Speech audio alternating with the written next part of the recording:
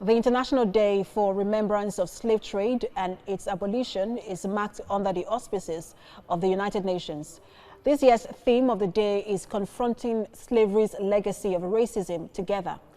The theme underscores the reality that lasting effects of the slave trade, including racism, continue to divide societies across the globe and hamper our advancement towards a peacefully harmonious world.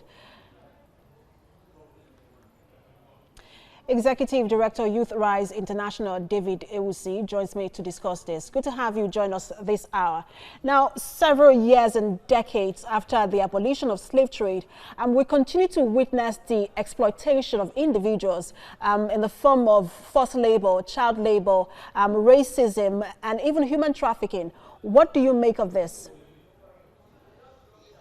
Thank you very much, TVC News, for having me, and thank you for the great work that you are doing in Nigeria and across Africa. I agree with you that, we presuppose that modern slavery has, slavery has ended, but the reality is that modern slavery is still here.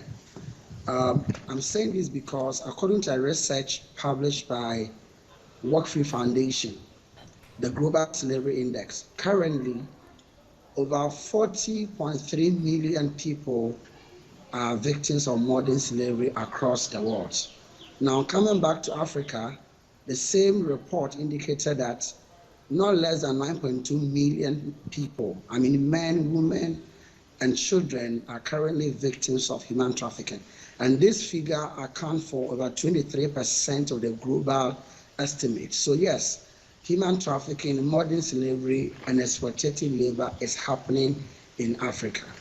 So do you think that we're not paying enough attention to this issue, and so this could become some sort of global disaster, as it were?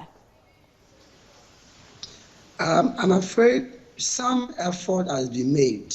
If you go into the same Global Slavery Index and then the Trafficking in Persons report, which is annually published by the U.S. Department of State, you can see that various countries in Africa are taking some steps. But generally, the responses and the commitment are very slow comparative to what other countries are doing. For instance, currently, out of the global space, if you search the research, the countries that are making much progress are very strong they have strong political will.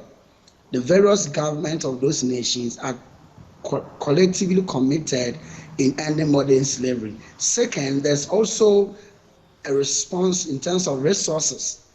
Resources are being given to do the thing that needs to be done by various government departments and units to end modern slavery. And then eventually you can also see a high level of awareness. But as compared to other countries, usually the government commitment is low in terms of taking the decisions that need to be taken.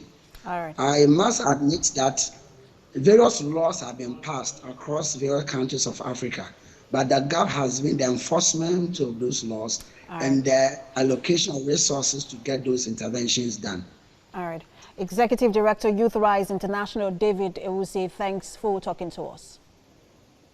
Thank you so much for the opportunity.